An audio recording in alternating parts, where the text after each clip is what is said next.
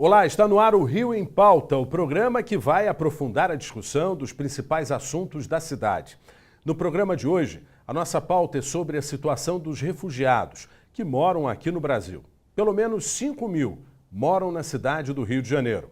Um motivo de esperança para o refugiado. Assim pode ser entendida a cartilha que a Defensoria Pública lançou no final de novembro. Esse material reúne informações sobre os direitos dos refugiados que moram em nosso país. Não há, por enquanto, dados oficiais sobre o número de imigrantes no Brasil. A estimativa da Defensoria e da Caritas é de que sejam pelo menos 5.000 só aqui no Rio de Janeiro.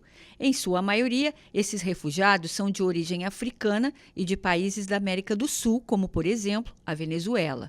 Você acabou de assistir que a Defensoria Pública lançou uma cartilha sobre o direito dos refugiados. Para saber um pouco mais sobre esse trabalho, eu converso com a defensora Gislaine Kepp.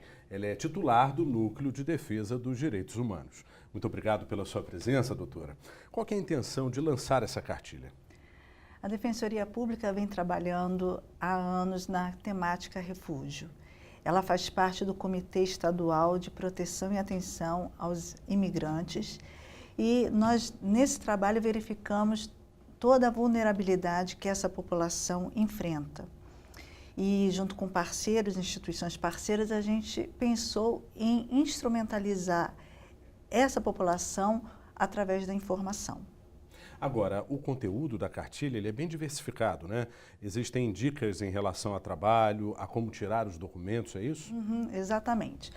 Quando o refugiado chega ao Brasil, ele tem direito a 2 documentos básicos, CPF e carteira de trabalho. Fora isso, ele precisa da atenção das demais instituições da política pública para conseguir chegar aos demais direitos sociais.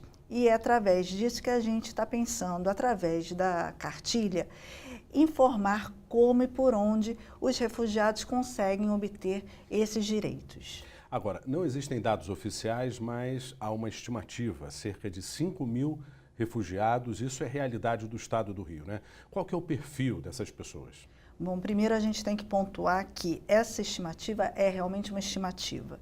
Nenhum órgão, nenhuma instituição tem dado concreto, nem a Polícia Federal, nem o Ministério das Relações Exteriores, nem a Caritas, nem o Acnur, ninguém.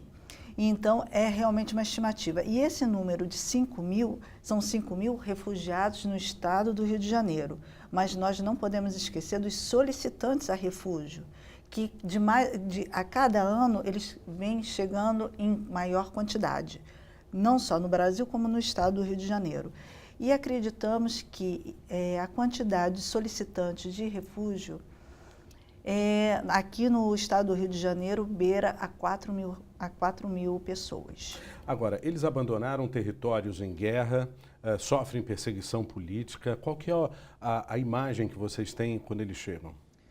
São pessoas altamente vulneráveis, porque eles partem das suas casas sem nada, sem documentação, deixam filhos, deixam pais, mães, deixam mulheres, maridos e seguem adiante, e nesse percurso eles passam por graves violações de direitos.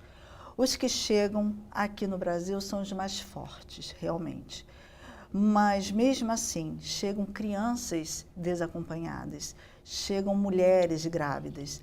São pessoas realmente em alto grau de vulnerabilidade. De que forma eles chegam e por onde eles chegam no território?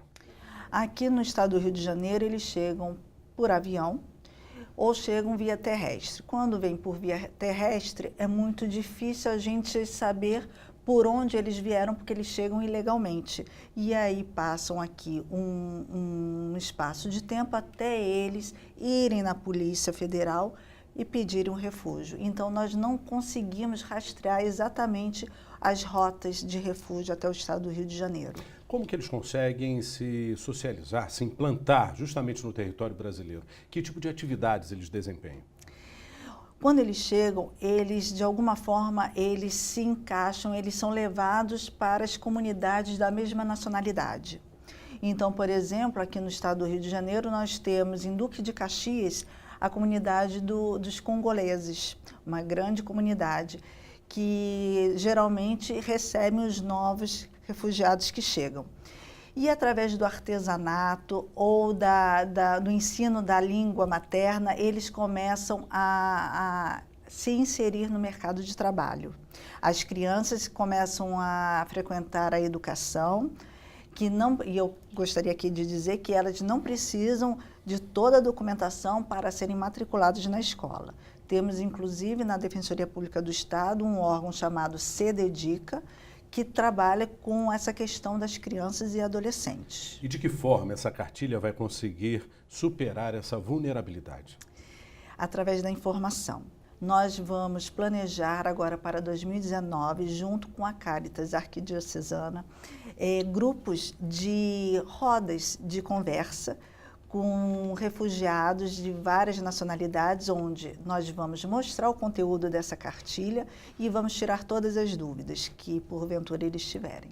Quando você fala sobre a informação, é muito importante a gente deixar claro que eles precisam saber de que forma eles conseguem esse direito básico, né? Isso é que é o mais importante para o refugiado que chega aqui bem necessitado dessa informação. Bom, além da carteira de trabalhos e o CPF, não há necessidade deles terem outra documentação para acessarem a saúde, por exemplo, ou a educação, ou a alimentação. Restaurantes populares, por exemplo. Os restaurantes populares são abertos também para refugiados. Agora, parte desses refugiados, a gente acompanha no noticiário, recebem uma certa resistência em relação à sua chegada em uma parte da região do país, principalmente no norte, né? Como que está essa realidade? Como que vocês pretendem mudar esse percurso? É através da conscientização, porque embora nós não tenhamos dados exatos da quantidade de imigrantes e entre os imigrantes refugiados que chegam aqui no Brasil, nós podemos garantir que não chega a 2% da população nacional.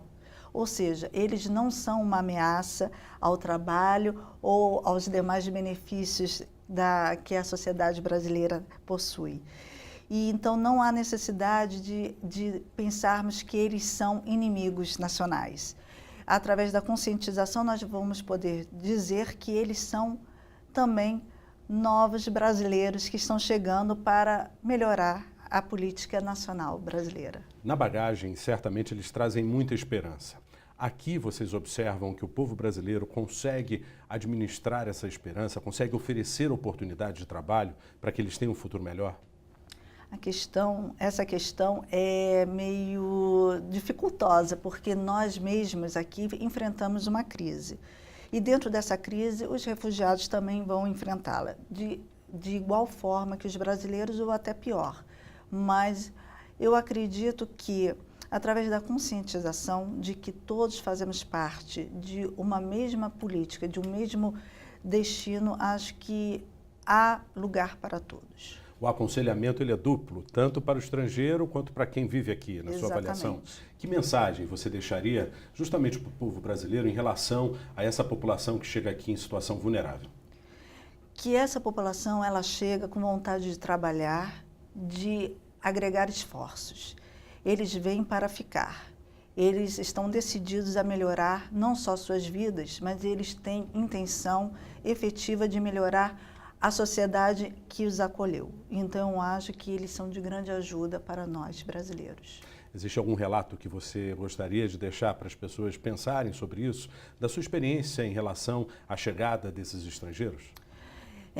Nós tivemos a oportunidade de palestrarmos junto com um rapaz sírio.